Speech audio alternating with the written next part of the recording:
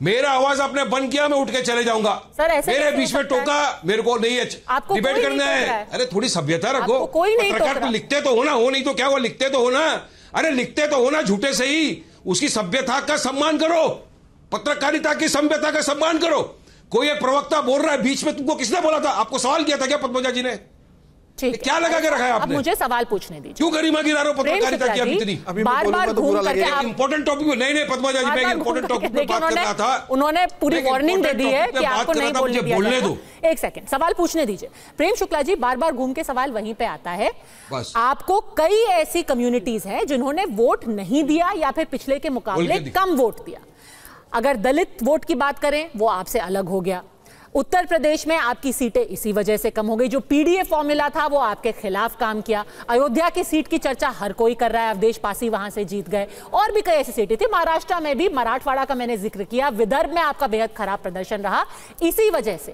पर आप सिर्फ मुसलमानों को ही क्यों टारगेट कर रहे हैं? अगर मुसलमान को आप वोट जिहाद बोल रहे हैं तो दलित को क्या बोलेंगे? दलित जिहाद? या मराठा को क्या बोलेंगे? मराठा जिहाद?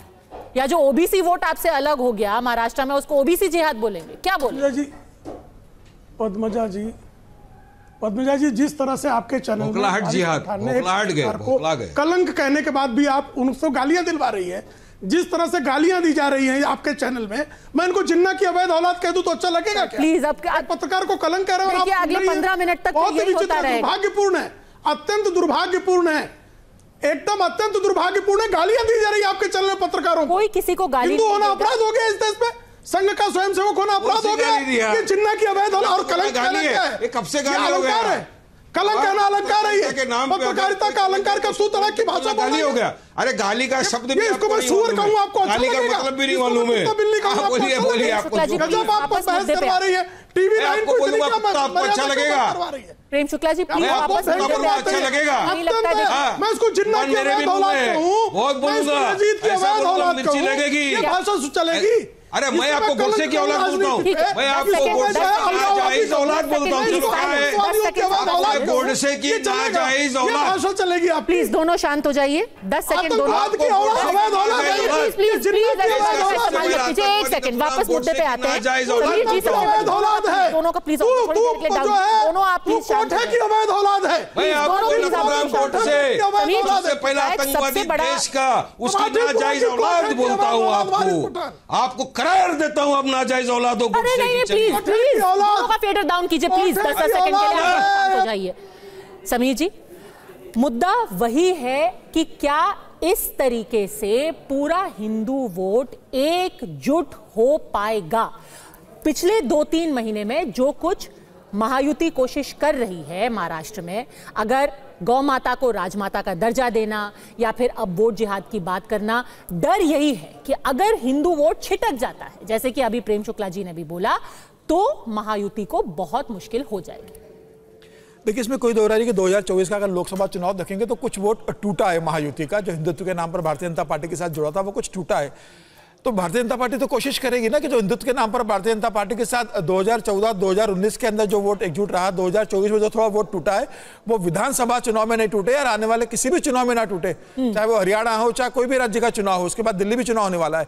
तो भारतीय जनता पार्टी कोशिश करेगी। देवेंद्र फडणवीस जिस बात का जिक्र कर रहे हैं, देवेंद्र फडणवीस इसी बात का जिक्र कर रहे हैं। वो तो आगाह कर रहे हैं अपने वोटर्स को कि आप देखिए कैसे सामने वोटिंग होती है, आपको कैसे वोटिंग करना है।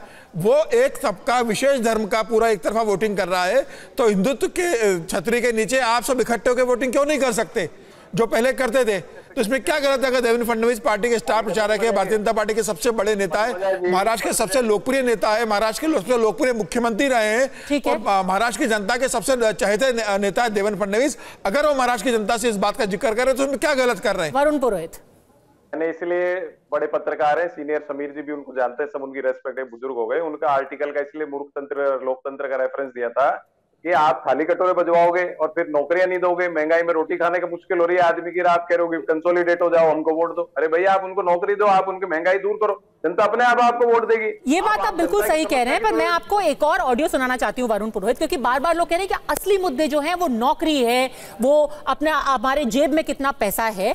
लोकसभा चुनाव के पहले ये एक तकरीर हुई थी हजरत मौलाना सज्जाद नुमानी की। ये 2 मई का ऑडियो है। वहां पर किस तरीके की तकरीर की गई थी, मंच से क्या बोला गया था, एक बार सब सुन लीजिए। कुल जमाती तंजीम ने ये फैसला किया है कि पूना शहर और जवाहर और अतलाफ के 4 कैंडिडेट्स की हिमायत की जाए, जिसमें पूना शहर से जनाब रविंद्र धंगेकर, जिनकी निशानी हाथ का पंजा है, उनकी हम हिमायत करते हैं।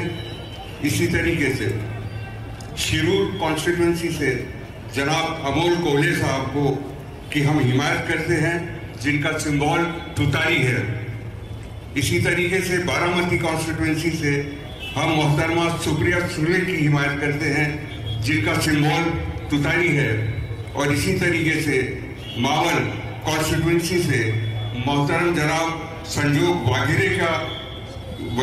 वागिरे की हिमायत करते हैं, जिनका सिंबल। तो कहने का मतलब यह है वरुण पुरोहित जी, एक पूरा यहाँ पर एक मंच है जहां पर कोई ये नहीं कह रहा कि आप नौकरी के लिए वोट डालिए। वो कह रहे हैं कि ये एक मजहबी तकरीर थी और उसमें आप कह रहे हैं कि फला को वोट डालिए, उनका सिंबल ये है, उनको चूज कीजिए, उनका सिंबल ये है। तो आप भी एक तरीके से मजहबी मंच से पॉलिटिक्स कर रहे हैं ना। पद्मजा जी, आपको अडवाणी जी की रथ यात्रा याद होगी, उसके बाद चुनाव भी याद होंगे। कितने साधु महात्मा, कितनी साधुएं आई थी भाषण देने के लिए।